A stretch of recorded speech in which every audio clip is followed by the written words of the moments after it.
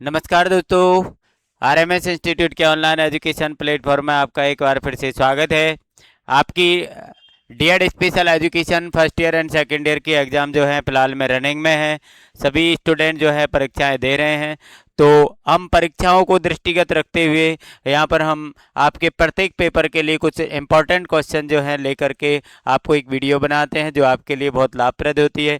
Video को and तक देखें और पूरा इसको जो क्वेश्चन इसमें दिए गए हैं उनको पूरा पढ़ें आराम से और शेयर कर दें। वीडियो को ज़्यादा से ज़्यादा स्टूडेंट तक आप इसको पहुंचा दें। तो चलिए हम शुरू करते हैं। हम पेपर नंबर आपका 4 है, इंक्लूसिव एजुकेशन, जो सेकेंड ईयर का पेपर है। ये आपका 1 जुलाई को होने वाला है। तो 1 जुलाई के पेपर के बारे में अपन बात करते हैं। आज पेपर नंबर 4 इंक्लूसिव एजुकेशन। तो इसमें सबसे पहला क्वेश्चन हमारे पास निकल के आता है कि समावेशी शिक्षा क्या है, इसके उद्देश्य लिखिए। सबसे पहला प्रश्न हो गया कि समावेशी इंक्लूसिव एजुकेशन क्या है। तो इंक्लूसिव एजुकेशन आपको खूब आपने पढ़ी है, खूब हमने आपको बताई है कि जब किसी विशेष बच्चे को सामान्य बच्चे के साथ बिठा करके एक क्लास के अंदर जब शिक्षण कार्य किया जाता है तो वो इंक्लूसिव एजुकेशन कहलाती है। यहाँ पर आपको दिखाया गया समावेशी शिक्षा वह शिक्षा व्यवस्था है जिसमें सभी बच्चों, सामान्य एवं दिव्यांग को बिना किसी भेदभाव के एक ही विद्यालय एवं कक्षा में उनकी आवश्यकताओं के अनुसार शिक्षा प्रदान की जाती है। सामान्य और दिव्यांग, सामान्य और विशेष, दोनों बच्चे एक साथ पढ़ाई यहाँ पर करते हैं। चलो इसके उद्देश्य के बारे में यदि अपन बात करें तो इसके उद्देश्य क्या है कि सभी बच्चों को समान शिक्षा का अवसर देना। चाहे वो बच्चा कैसा भी हो, प्रत्येक बच्चे को आपको शिक्षा का समान अवसर प्रदान किया जाएगा। ये इंक्लूसिव एजुकेशन का पहला आपका क्या है, उद्देश्य है। भेदभाव एवं असमानता को समाप्त करना, भेदभाव और असमानता को समाप्त करना।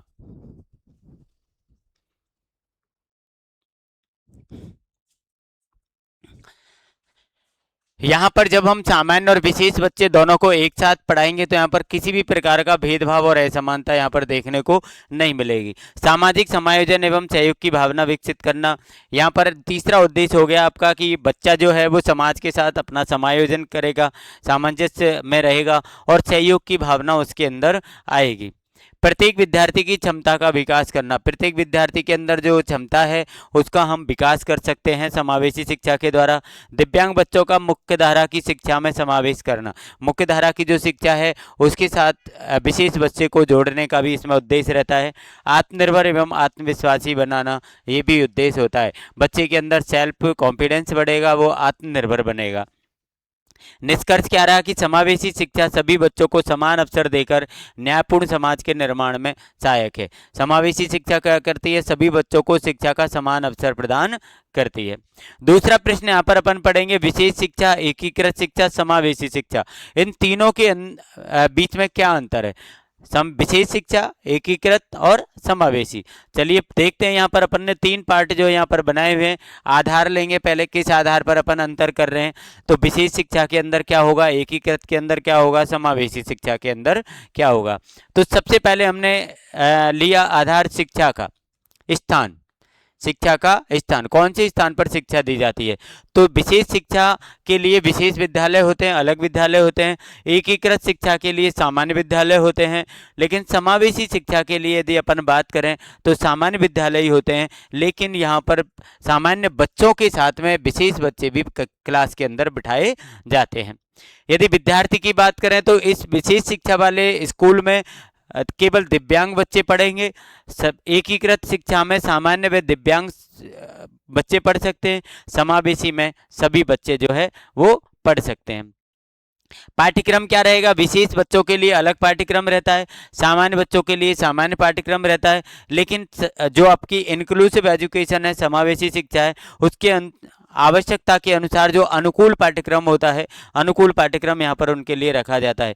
उद्देश्य क्या है, विशेष प्रशिक्षण देना दिव्यांग बच्चों को, यहाँ पर सामान्य शिक्षा से जोड़ने का उद्देश्य रहता है।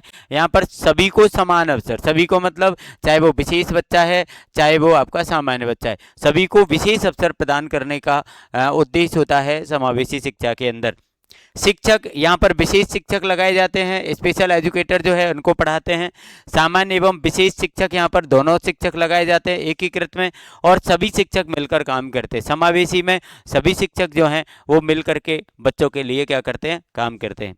समावेशी शिक्षा सबसे आधुनिक एवं प्रभावी व्यवस्था है। यदि आज की बात करें अपन, तो आज की व्यवस्था में समावेशी शिक्षा जो है वो सबसे अच्छी है और सबसे प्रभावी है। समावेशी शिक्षा के लाभ और महत्व लिखिए। समावेशी शिक्षा से क्या लाभ है और इसका क्या महत्व है। तो लाभ और महत्व आपको मैंने बहुत बार बताया है कि लगभग ये दोनों जो हैं वो सेम चीज़ है, लगभग दोनों ही ये लगभग समान है। तो देखिए कैसे, यहाँ पर अपन लाभ पढ़ रहे हैं, सभी बच्चों को समान अवसर मिलता है, सब बच्चों को शिक्षा का एक समान अवसर प्राप्त होता है। यहाँ पर आत्मविश्वास आत्मसम्मान में वृद्धि होती है। देखिए उद्देश्य अपन ने पढ़े हैं, उद्देश्य से ये मिलते जुलते रहेंगे लाभ, और लाभ से मिलते जुलते ही रहेगा महत्व। तो ये तीनों जो बिंदु हैं, उद्देश्य, लाभ और महत्व, इनको लगभग आप समान मान के चलिए। यदि आप एक को याद कर लेते हैं तो आपके लिए ये तीनों याद हो जाएंगे।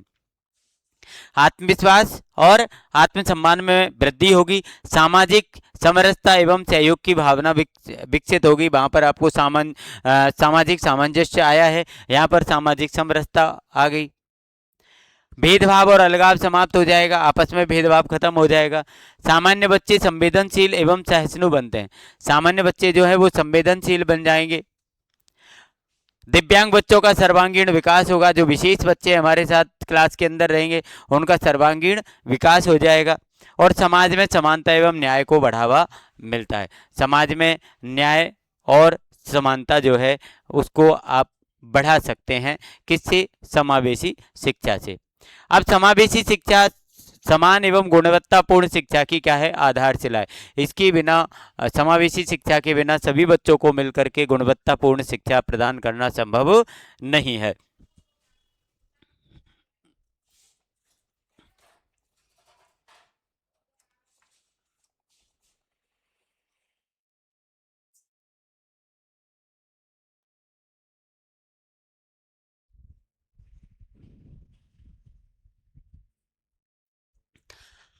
अब अपन पढ़ेंगे समावेशी शिक्षा में आने वाली बाधाओं का वर्णन कीजिए। समावेशी शिक्षा में कौन कौन सी बाधाएं आती हैं, तो चलिए प्रमुख बाधाएं यहाँ पर, प्रशिक्षित शिक्षकों की कमी। आपको पता है कि सबसे मेन समस्या यहाँ पर जो है वो आएगी, प्रशिक्षित जो शिक्षक हैं, जैसे आपको विशेष बच्चों को पढ़ाना है तो विशेष बच्चों को पढ़ाने के लिए स्पेशल एजुकेटर चाहिए। तो यहाँ पर सबसे पहली समस्या आएगी कि प्रशिक्षित शिक्षकों की हमारे यहाँ पर कमी है। विद्यालयों में संसाधनों का अभाव, विद्यालयों में संसाधनों की कमी है क्योंकि स्पेशल बच्चों के लिए अलग से संसाधनों की आवश्यकता होती है। समाज की नकारात्मक सोच, समाज की जो है वो नेगेटिव सोच भी यहाँ पर बाधाएं बनती है, क्योंकि समाज जो है कहता है कि भाई इन बच्चों को पढ़ा करके हमको क्या करना है, जबकि ऐसे बच्चों के लिए भी शिक्षा जरूरी होती है। आर्थिक समस्याएं, काफ़ी लोगों के पास में पैसे नहीं होते, पैसों की व्यवस्था, आर्थिक समस्याएं होती हैं। भवनों में रैंप, लिफ्ट आदि की कमी, जो विद्यालय भवन है वहाँ पर स्पेशल बच्चों के लिए कुछ असुविधाएं होती है, जैसे वहाँ पर रैंप नहीं है, सीढ़ियाँ बच्चे नहीं चढ़ सकते, या वहाँ पर लिफ्ट की व्यवस्था नहीं है। सहायक उपकरणों का अभाव, जो उन बच्चों के लिए उपकरण जो सहायक होते हैं उनकी सहायता करते हैं उनका अभाव है। बड़े आकार की कक्षाएं जो हैं वो बहुत बड़ी बड़ी हैं, जबकि आपको पता है स्पेशल बच्चों को छोटी क्लासेज होती हैं, 5 से 7 बच्चे, 8 बच्चे इस क्लास के अंदर जो है होते हैं। और अभिभावकों में जागरूकता की कमी, हमारे जो माता पिता हैं वो जागरूक नहीं है, उनके अंदर जागरूकता की बहुत ज़्यादा कमी है। यदि अपन ये बाधाएं हैं तो अब इनका समाधान क्या है, तो आपको खूब पता है कि जो बाधाएं हैं उनका समाधान आप कर दो। जैसे वहाँ पर हमने पढ़ा कि प्रशिक्षित शिक्षकों का अभाव है, तो यहाँ पर उसको अपन दूर कर देंगे। जैसे शिक्षक प्रशिक्षण बढ़ाना, मतलब शिक्षकों का प्रशिक्षण हम बढ़ा सकते हैं, ज़्यादा से ज़्यादा शिक्षकों को हम इसका प्रशिक्षण दे सकते हैं। संसाधनों की उपलब्धता सुनिश्चित करना, संसाधनों की कमी है तो वहाँ पर विद्यालय में संसाधनों की व्यवस्था की जाए। जन जागरूकता अभियान चलाना, लोगों को जागरूक करने के लिए अभियान चलाया जा सकता है जिससे कि लोग जागरूक हों और ज़्यादा से ज़्यादा बच्चों को शिक्षा के साथ जोड़ें। सरकार द्वारा पर्याप्त आर्थिक सहायता देना, सरकार द्वारा ऐसे बच्चों को या ऐसे विद्यालयों के लिए पर्याप्त क्या व्यवस्था की जाए, आर्थिक सहायता दी जाए। इसके बाद हमारा यहाँ पर पढ़ेंगे SSA, ठीक है ना, IEDSS एवं RMSA का समावेशी शिक्षा में क्या योगदान है। तो सबसे पहले अपन पढ़ेंगे SSA सर्व शिक्षा अभियान, ठीक है ना, इसकी आपसे फुल फॉर्म वगैरह भी पूछी जा सकती है। सर्व शिक्षा अभियान में क्या आपको प्रावधान रखा गया है कि सभी बच्चों को निःशुल्क एवं अनिवार्य शिक्षा उपलब्ध कराई जाएगी। सभी बच्चों को कैसी शिक्षा उपलब्ध कराई जाएगी? निःशुल्क और अनिवार्य। दिव्यांग बच्चों का विद्यालय में नामांकन बढ़ाना, SSA के अंदर विशेष बच्चे जो हैं, दिव्यांग बच्चे जो हैं, उनका नामांकन बढ़ाने पर भी जोर दिया गया है।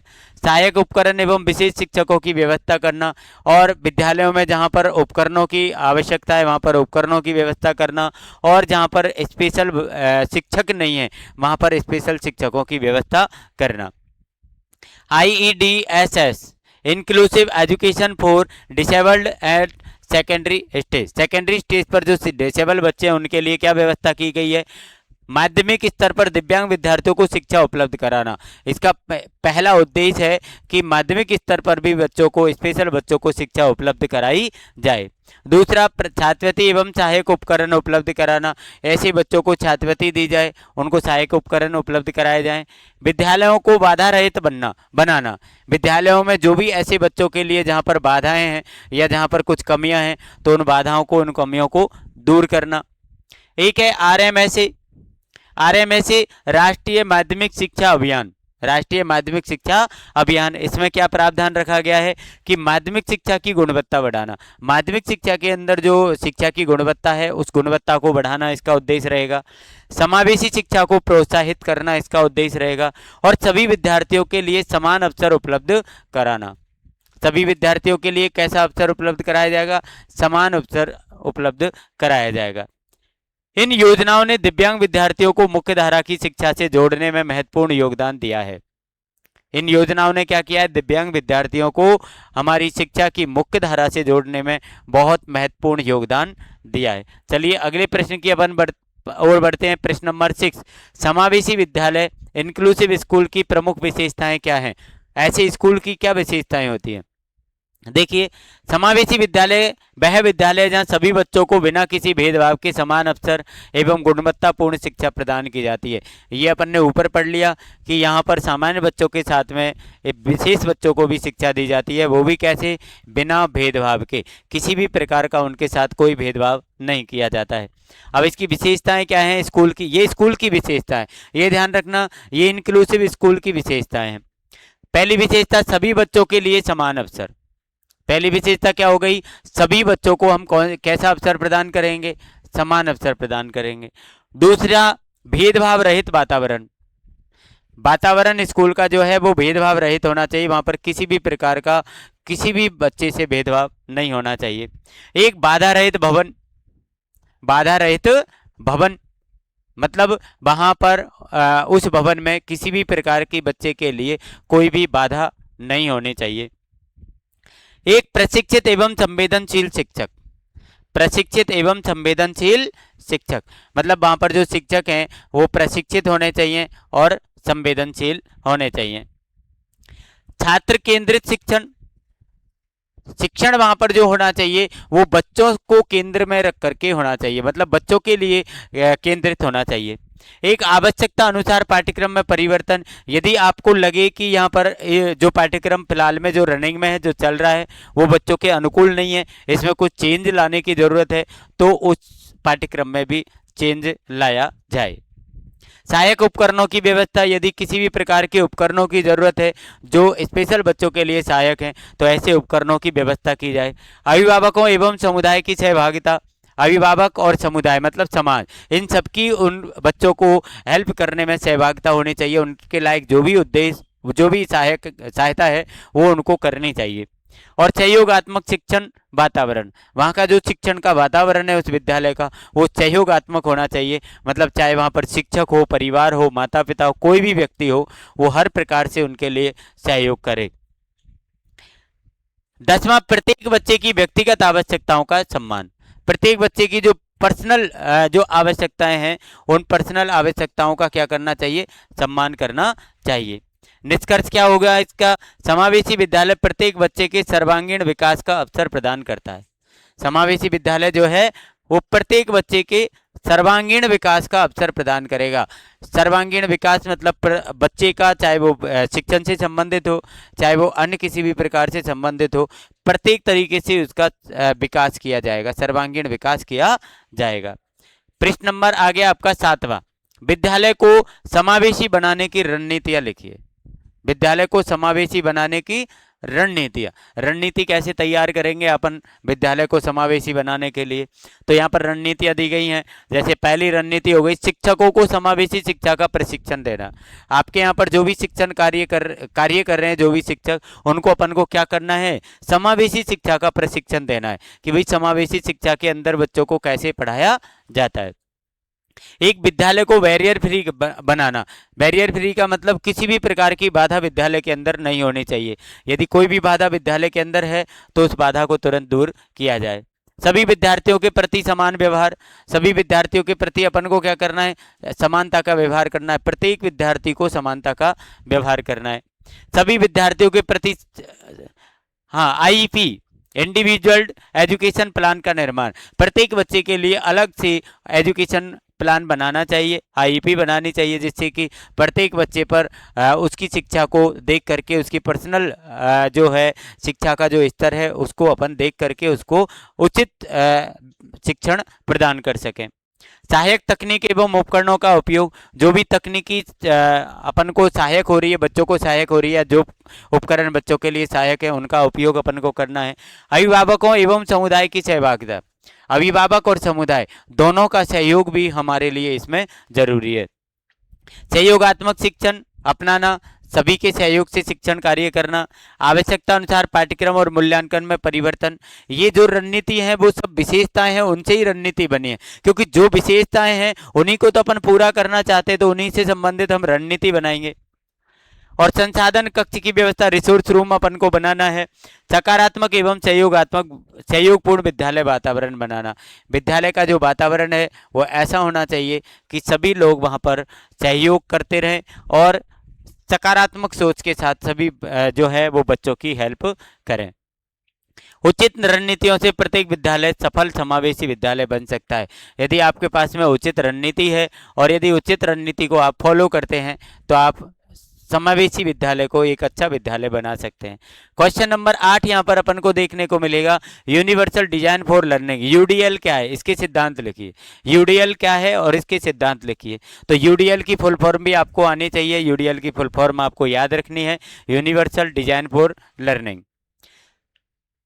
यूडीएल एक ऐसी शिक्षण पद्धति है जिसमें सभी विद्यार्थियों की विविध आवश्यकताओं को ध्यान में रखकर शिक्षा की योजना बनाई जाती है।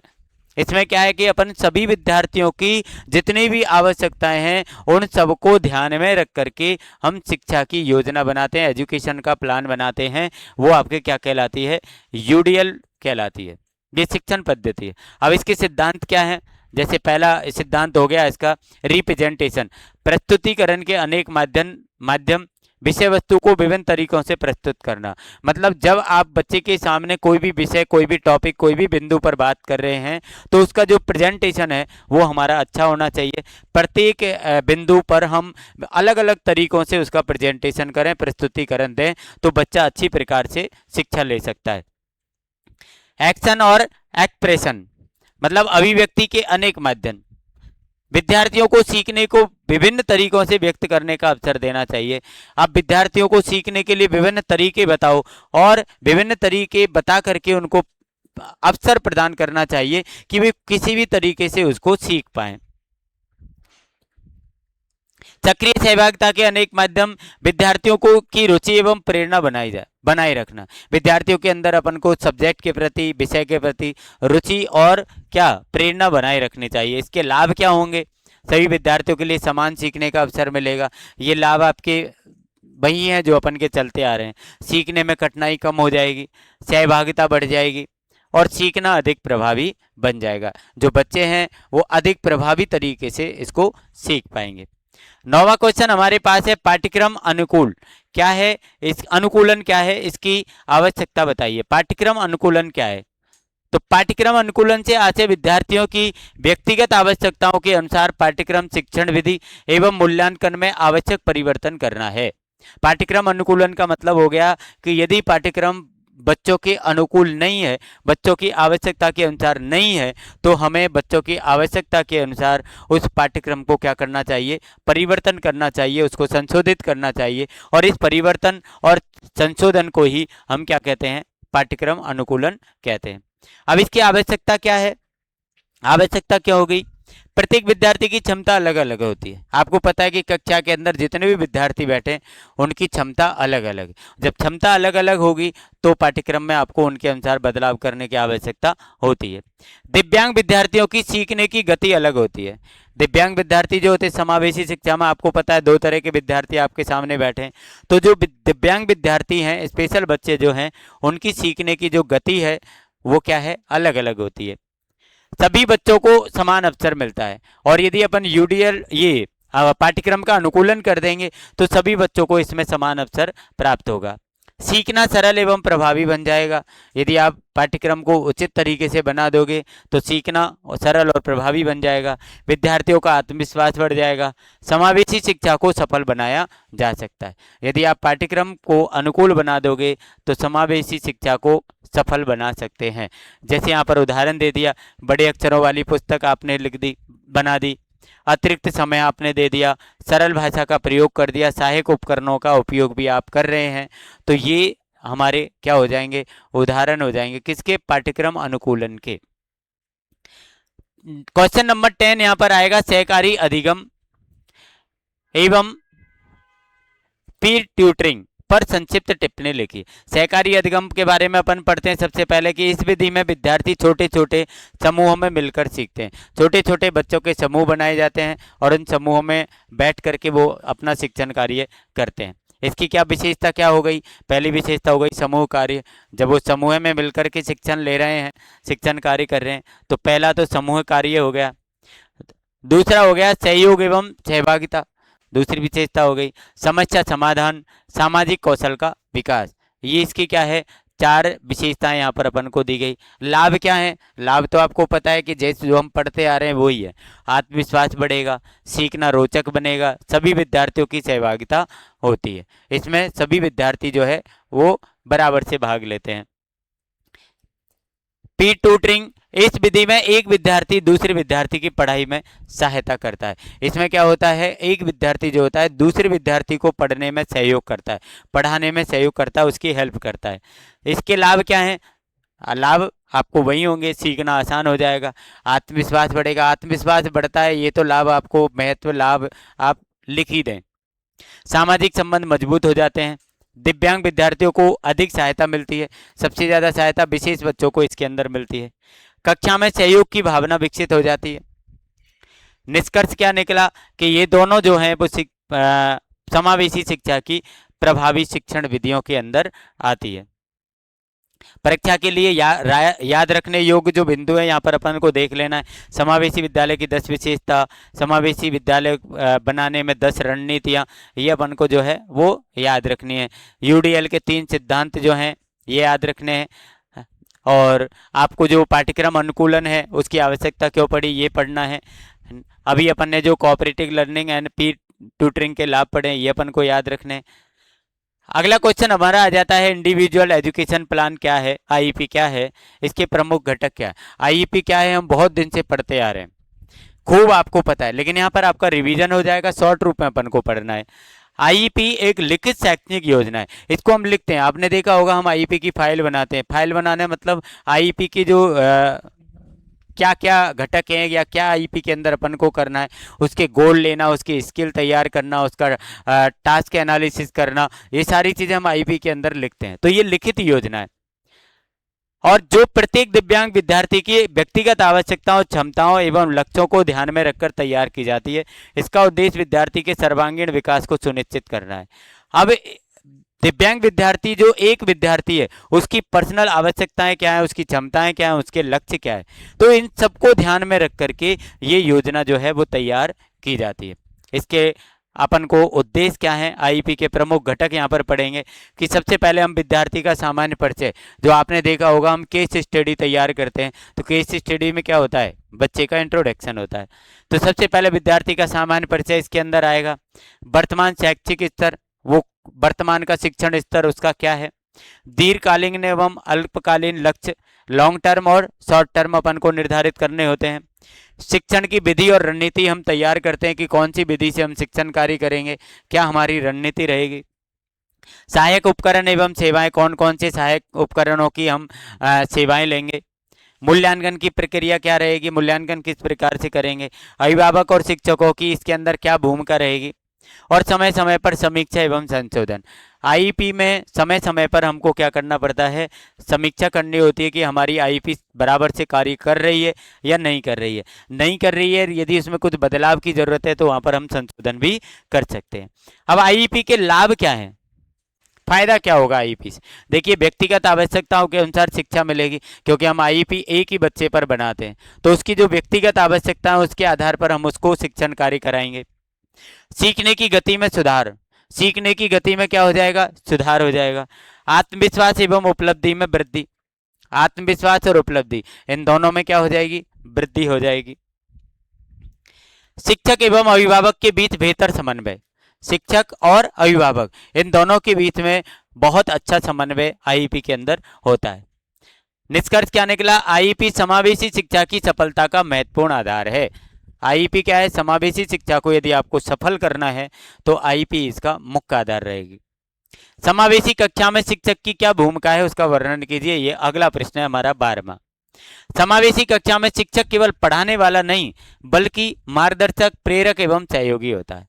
समावेशी शिक्षक शिक्षक कक्षा जो होती है उसके अंदर शिक्षक जो होता है वो केवल शिक्षा देना ही उसका काम नहीं होता, पढ़ाना काम नहीं होता, बल्कि वो उनका मार्गदर्शन भी करेगा, उनको प्रेरणा भी देगा और उनका सहयोगी भी हो।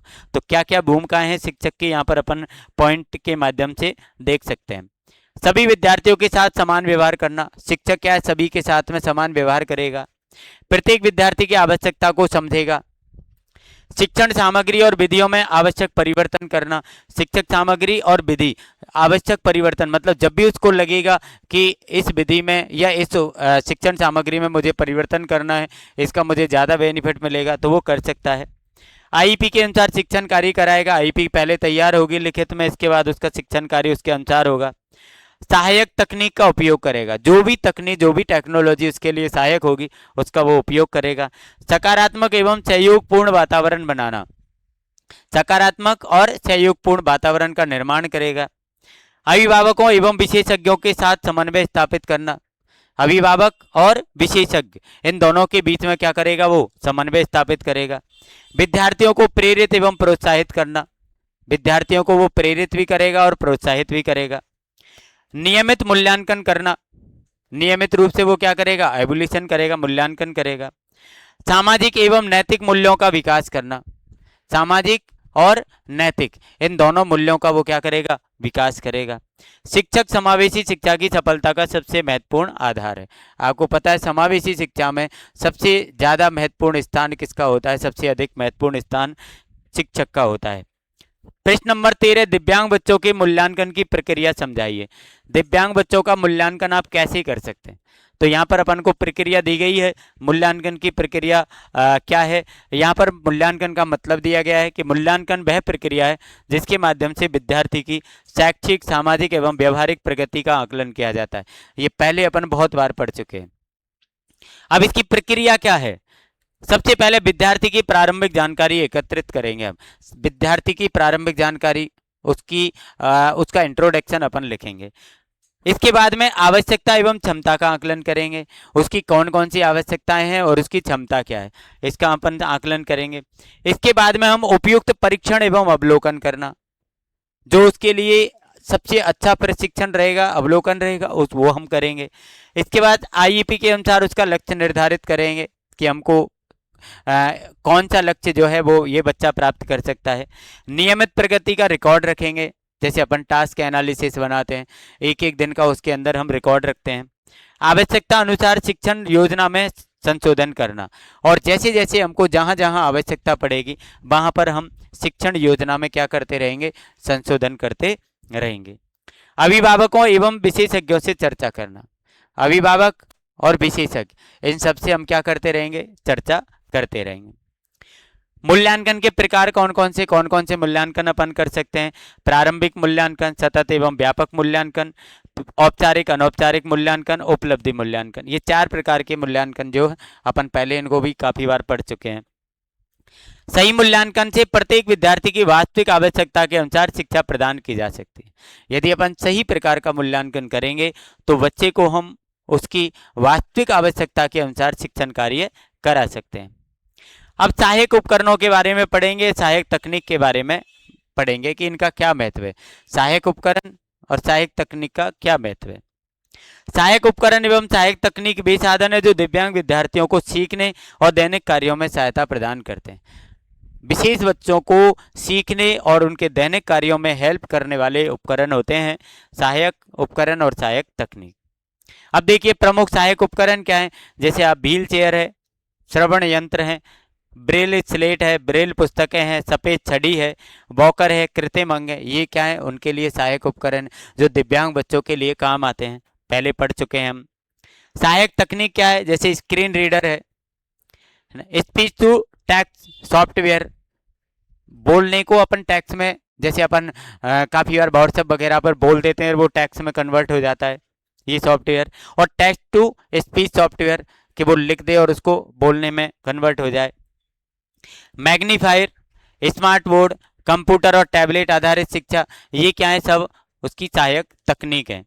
अब इनका महत्व क्या है, इनका महत्व क्या है, इनका महत्व क्या है, देखो स्वतंत्रता बढ़ती है। बच्चे को ये सारे उपकरण जब प्राप्त हो जाएंगे तो वो स्वतंत्र रूप से अपना शिक्षण कार्य कर सकता है, तो स्वतंत्रता बढ़ गई। सीखना आसान बनता है, उसकी जो लर्निंग है वो इजी हो जाती है, सीखना आसान बन जाता है। आत्मविश्वास बढ़ता है, क्या बढ़ता है, आत्मविश्वास बढ़ता है, ये तो हर जगह आपको मिलेगा। शिक्षा में समान अवसर मिलता है, ये भी आपको हर जगह मिलेगा। कक्षा में सक्रिय सहभागिता बढ़ती है, कक्षा में सभी जो बच्चे हैं आपस में एक दूसरे का सक्रिय ढंग से क्या करते हैं, सहयोग करते हैं। सामाजिक समायोजन बेहतर होता है, सामाजिक समायोजन, आपस में जो सामंजस्य है वो उनका अच्छा बन जाता है, बेहतर हो जाता है। अब इसका निष्कर्ष क्या निकला कि सहायक तकनीक समावेशी शिक्षा को प्रभावी और सफल बनाती है। समावेशी शिक्षा को ये जो सहायक तकनीक है ये सफल बनाएगी और प्रभावी बनाएगी। क्वेश्चन नंबर नेक्स्ट है 15, कक्षा प्रबंधन की प्रभावी रणनीतियां लिखिए। कक्षा प्रबंधन की प्रभावी रणनीति, तो कक्षा प्रबंधन क्या होता है, कक्षा प्रबंधन से तात्पर्य ऐसी व्यवस्था से है जिससे कक्षा का वातावरण अनुशासित, सहयोगपूर्ण एवं सीखने के अनुकूल बना रहे। अपन कक्षा प्रबंधन ऐसी व्यवस्था को कहेंगे जो कक्षा के वातावरण को अनुशासित रखेगी, सहयोगपूर्ण और सीखने के अनुकूल बना के रखेगी। अब इसकी प्रभावी रणनीतियां क्या हैं, ये रणनीतियां अपन को यहाँ पर दी गई हैं। जैसे सकारात्मक एवं सुरक्षित वातावरण बनाना, रणनीति सबसे पहली क्या है कि सकारात्मक और सुरक्षित वातावरण होना चाहिए। सभी विद्यार्थियों को समान अवसर देंगे, स्पष्ट नियम और अनुशासन बनाए रखेंगे। समूह आधारित शिक्षण अपनाना, मतलब ग्रुप में शिक्षण कार्य कराएंगे। विद्यार्थियों की व्यक्तिगत आवश्यकताओं को ध्यान में रखना कि उनकी पर्सनल क्या आवश्यकताएं हैं। शिक्षण सामग्री को सरल और रोचक बनाएंगे, जो भी अपन पढ़ाना चाह रहे हैं वो आसान तरीके से और सरल तरीके से रोचक बना करके पढ़ाना है। सकारात्मक प्रोत्साहन देना है, सकारात्मक उनको प्रोत्साहन देना है। सहायक तकनीक का उपयोग करना है। नियमित मूल्यांकन एवं फीडबैक देना है, नियमित रूप से हम उनका मूल्यांकन करेंगे और फीडबैक भी देंगे। और अभिभावकों से निरंतर संपर्क बनाए रखेंगे।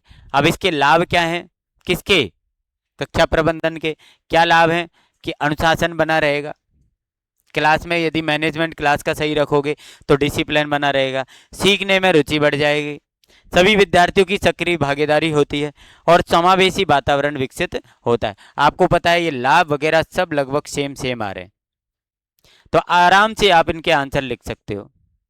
परीक्षा में विशेष रूप से क्या याद रखना है अपन को, आईपी के प्रमुख 8 घटक आपको याद रखने हैं। समावेशी शिक्षक की 10 भूमिकाएं पढ़नी है, मूल्यांकन के 7 चरण पढ़ने हैं, 7 चरणों की प्रक्रिया, ठीक है ना। और असिस्टिव डिवाइस और असिस्टिव टेक्नोलॉजी के उदाहरण, सहायक उपकरण और सहायक तकनीक, इसके उदाहरण अपन को पढ़ने।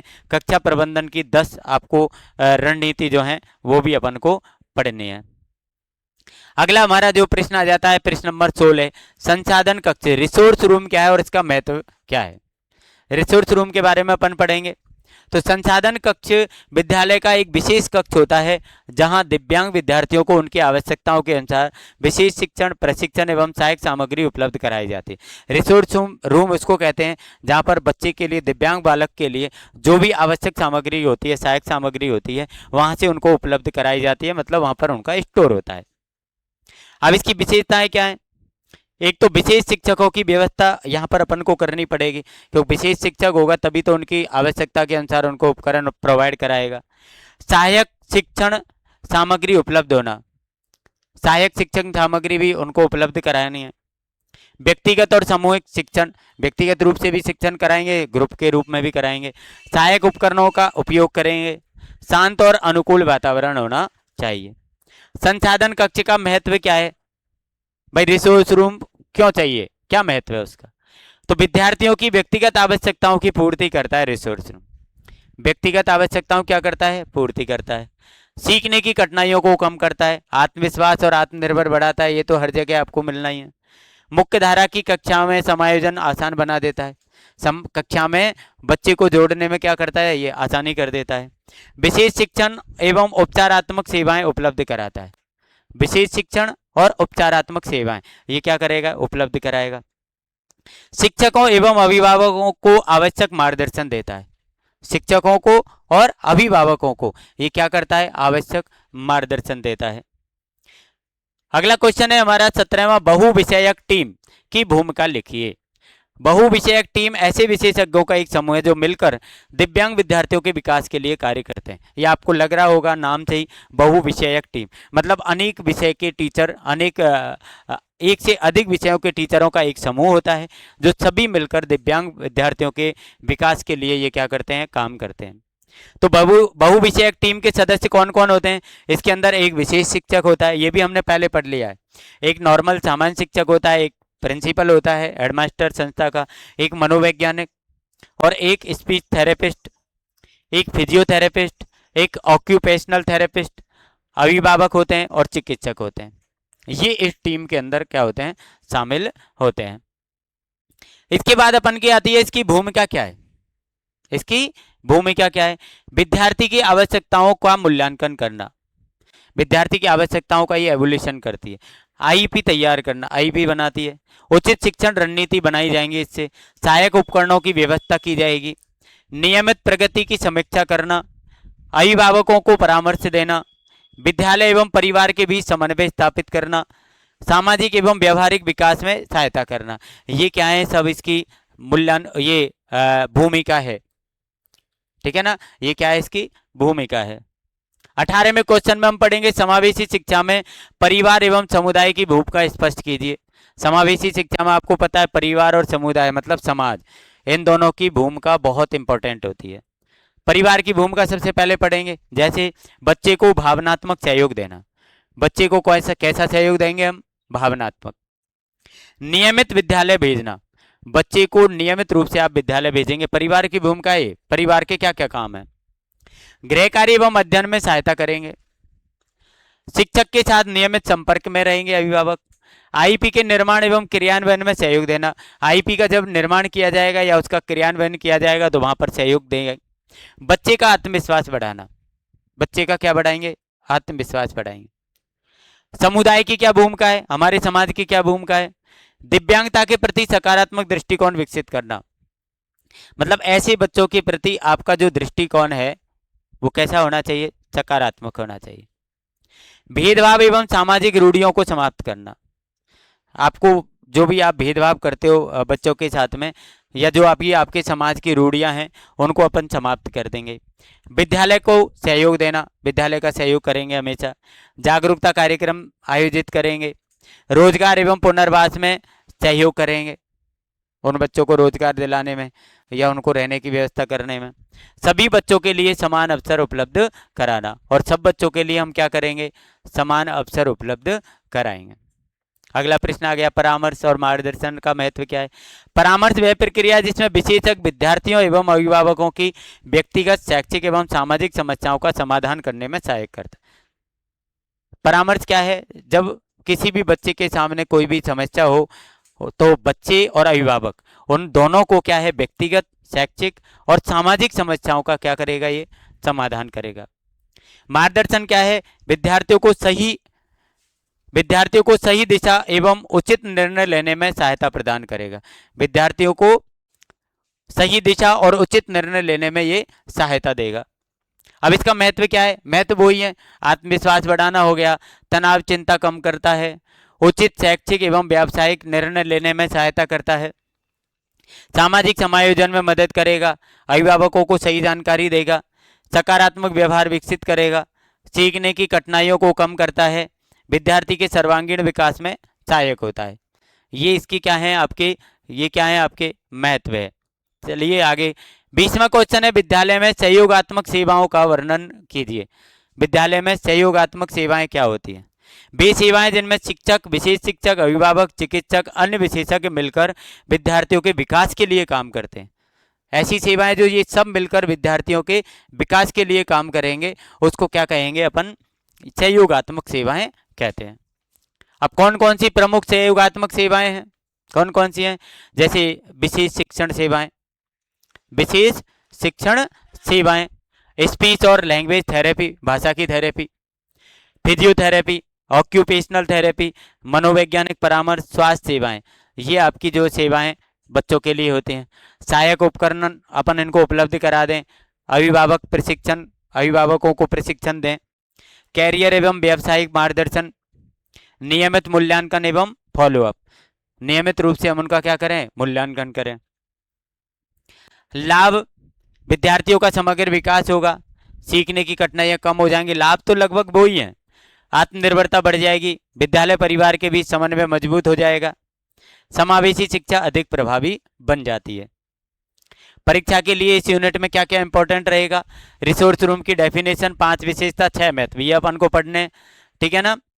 इसके बाद में अपन को जो आपका जो समूह बनता है, एक टीम बनती है जो सहयोगात्मक टीम होती है, उसके सदस्य और प्रमुख 8 भूमिका उनकी याद रखनी है। परिवार समुदाय दोनों की अलग अलग 6 भूमिकाएं, काउंसलिंग और गाइडेंस, परिभाषा और महत्व, ठीक है ना। और अपन की जो ये सेवाएं अभी अपन ने पढ़ी हैं, 10 सेवा और 5 लाभ, ये अपन को याद रखने। 21वां प्रश्न है, समावेशी शिक्षा से संबंधित प्रमुख अधिनियमों का वर्णन कीजिए। समावेशी शिक्षा के अंदर आपको पता है कुछ अधिनियम है जो हमारी समावेशी शिक्षा को बढ़ावा देने का काम कर रहे हैं। तो सबसे पहला अधिनियम यहाँ में प्रमुख अधिनियम आ गया आरटी एक्ट 2009। ये 6 से 14 वर्ष तक के सभी बच्चों को निःशुल्क और अनिवार्य शिक्षा का अधिकार देता है, अपन को पढ़ के जाना है। आरपीडब्ल्यूडी एक्ट 2016 दिव्यांग व्यक्तियों के अधिकारों की रक्षा करता है और समावेशी शिक्षा सुनिश्चित करता है। आरपीडब्ल्यूडी एक्ट की फुल फॉर्म भी आपको याद होनी चाहिए, RPWD, right to person with disability, ये अपन को याद रखना है। नेशनल एजुकेशन पॉलिसी एनईपी 2020 में ये लागू हुई थी, सभी बच्चों के लिए समान और गुणवत्तापूर्ण शिक्षा पर बल देती है। रिहेबिलाइजेशन काउंसिल ऑफ इंडिया, आरसीआई, इसकी फुल फॉर्म आपको याद होनी चाहिए, एक्ट 1992 विशेष शिक्षकों के प्रशिक्षण एवं मानकों का निर्धारण करता है।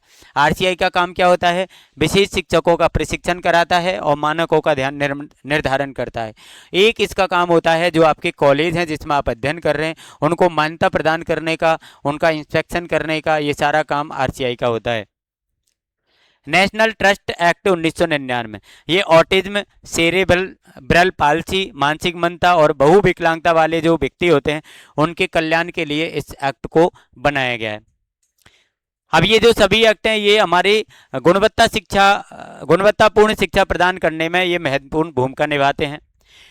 22वां क्वेश्चन हो गया, दिव्यांगजन अधिकार अधिनियम, आरपीडब्ल्यूडी एक्ट 2016 की प्रमुख विशेषताएं लिखिए। ये अपन को याद रखना है, बहुत अच्छा एक्ट है, परीक्षा की दृष्टि से इंपॉर्टेंट है।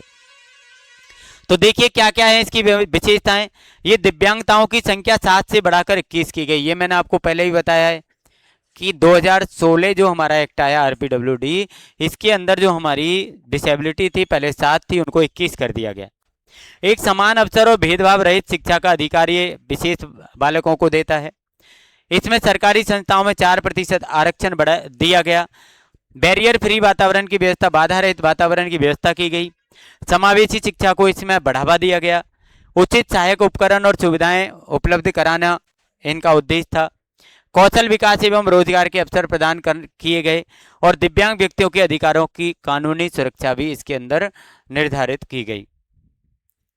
इसके बाद अपन को यूनेस्को के बारे में थोड़ा सा पढ़ लेना है अपन को, ठीक है ना। यूनेस्को, यूनेस्को क्या है? यूनेस्को द्वारा स्पेन के सालामना नगर में आयोजित सम्मेलन में प्रस्तुत किया गया था। ये सभी बच्चों को उनकी क्षमताओं और आवश्यकताओं के अनुसार एक ही विद्यालय में शिक्षा मिलनी चाहिए। इसका क्या था? ये मुख्य विचार था, उद्देश्य था। और इसका महत्व क्या है? समावेशी शिक्षा को वैश्विक स्तर पर मान्यता मिल गई। समावेशी शिक्षा को, क्योंकि यूनेस्को आपको पता है ये विश्व स्तर का है, तो वैश्विक स्तर पर इसको मान्यता मिल गई। दिव्यांग बच्चों के अधिकारों पर बल दिया गया।